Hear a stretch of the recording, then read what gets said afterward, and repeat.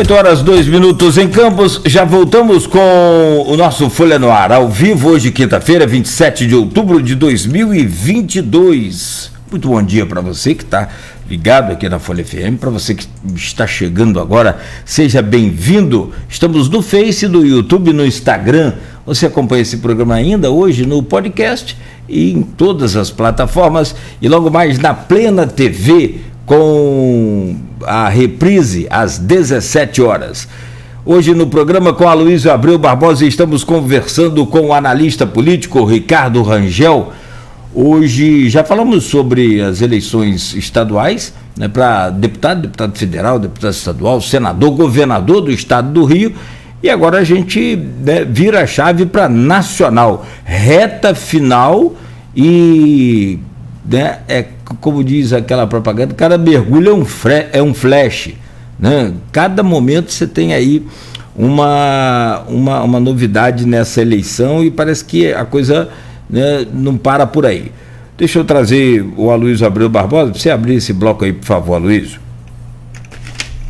Antes de a gente entrar, também correlato, né? Você teve logo no início, você chegou a ser fundador do Partido Novo? Não me recordo disso. Não, né?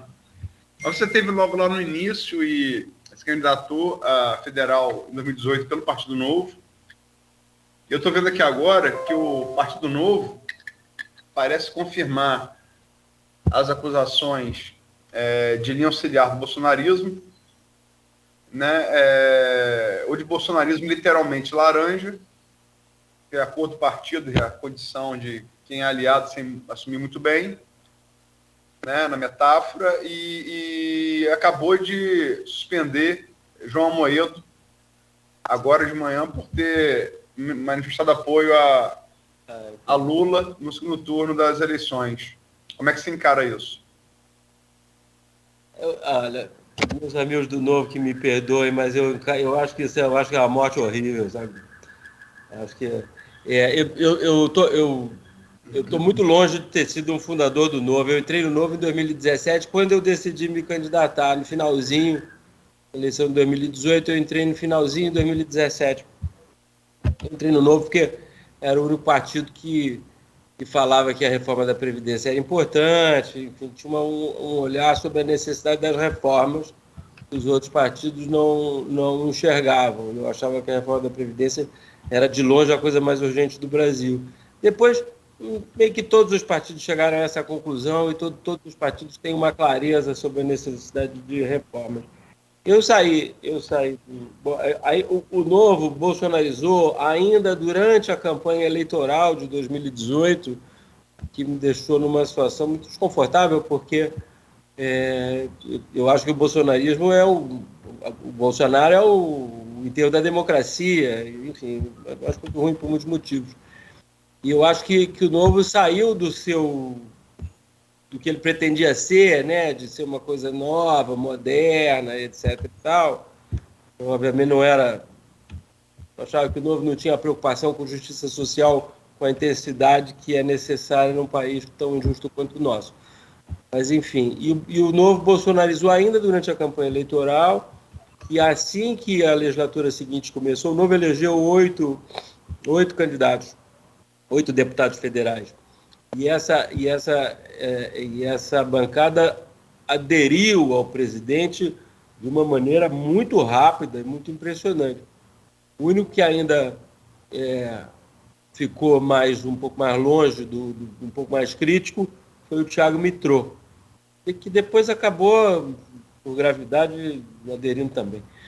Mas eu acho que foi em agosto de 2018 que eu e mais 2 colegas do Novo, um dos 2 está no Novo Mais, o Marcelo Trindade foi candidato a governador e o Chicão Bulhões foi candidato a estadual e se elegeu, e hoje está no PSD e foi também candidato a estadual, a federal, foi meu concorrente dessa vez, e também não se elegeu. Para federal é secretário de Desenvolvimento Econômico do Eduardo Paes na prefeitura. Nós 3 entramos com uma representação contra o ministro Ricardo Salles, que era membro do Novo, pedindo para que fosse avaliado se o Ricardo Salles, naquela atitude de desmatar, de ser a favor do desmatamento, como ministro do Meio Ambiente, se ele não estaria desrespeitando o estatuto, que obviamente estava, né? E o Ricardo Salles acabou sendo expulso do Novo por causa dessa nossa representação, mas o Novo demorou 3 meses para acatar, para começar a avaliar, demorou um ano para expulsar o Ricardo Salles, quer dizer, uma coisa que era óbvia, que deveria ter acontecido muito antes, que devia ter, pelo menos, suspendido a filiação do Ricardo Salles, assim, no iniciozinho do governo, sem que ninguém pedisse nada, a gente teve que pedir, demorou um ano e tal. E agora, o Novo, eu fiquei sabendo agora por você, né? É uma vergonha total fazer isso, por muitos motivos. Primeiro porque, obviamente, a liberdade de consciência e de manifestação do pensamento é uma liberdade básica, né? Está na cláusula, no artigo 5º da Constituição, é um elemento fundador do liberalismo lá no século XVII, né? Se tem alguém no Novo que se considera liberal, como é que vai fazer uma coisa dessa só porque o cara tem uma opinião de que um candidato é melhor do que o outro? Isso é um disparate. Então, quando o Eduardo Ribeiro, que é o presidente, deu uma declaração, soltou uma nota criticando o João, enfim, isso tudo já é uma barbaridade. Agora, fora isso, o João é fundador do partido, ele é o fundador, botou uma fortuna do bolso dele para criar o partido, foi o candidato a presidente, quer dizer, uma figura de proa importantíssima no partido. O partido hostilizar o João Amoedo dessa maneira é uma coisa que só depõe contra o partido, e se isso passar de verdade, enfim, eu acho uma coisa lamentável. Eu acho que o Novo, meio que com essa, ele já não tinha muita importância, né? Só acho que elegeu 3, né, se não me engano, não cumpriu a cláusula de barreira, que já é um partido que não tem representação formal na Câmara dos Deputados, e ainda faz isso, quer dizer, é um suicídio, né? Eu acho lamentável. É uma pena para todo mundo que é do Novo, e especialmente para quem fundou o Novo, porque as pessoas se mataram, sabe, Luiz, para fazer. Eu não participei desse esforço, mas eu sei, tenho amigos, as pessoas se mataram para conseguir montar um partido do zero. E o partido vai e se atira do abismo. Lamentável. Ricardo, a gente falou, você falou, eu falei num bloco anterior, mas dedicado ao plano estadual, embora falemos de 1 ou 2 temas nacionais, e quando falamos deles, nós falamos de pesquisas, né? Como não podia deixar de ser em qualquer eleição, né, tão polarizada numa reta final, uma semana derradeira, 3 dias para a urna. Nós temos várias pesquisas essa semana que foram abertas. Só para dar um resumo da ópera da semana passada. Semana passada, a boca do jacaré pareceu fechar. A distância de Lula, a vantagem de Lula e Bolsonaro pareceu diminuir. E essa semana, as pesquisas mostraram o contrário, né? Essa boca de jacaré parece ter voltado a abrir. E cito, se você me permite, os números das pesquisas dessa semana. A Atlas Intel, que foi o segundo instituto que mais acertou no primeiro turno, colocou Lula com 53%, Bolsonaro com 47%, diferença de 6 pontos.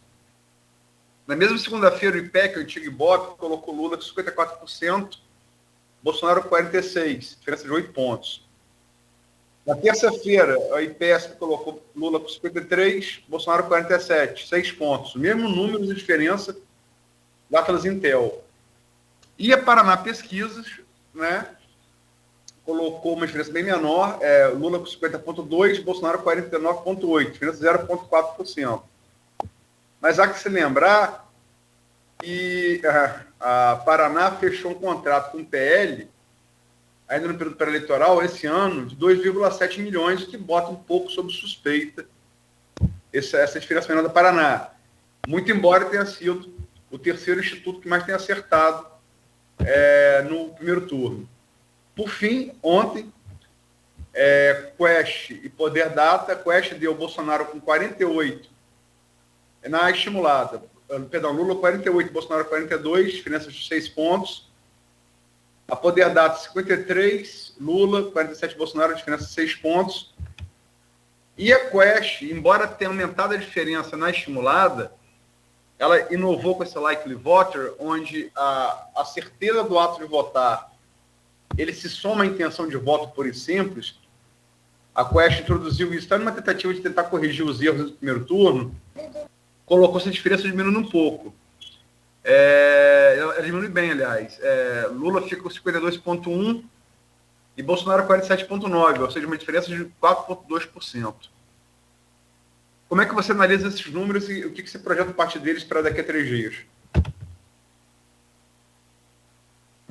Eu acho, primeiro, Aloysio, que existem muitos institutos de pesquisa, né? Agora, então, parece que pululam como cogumelos.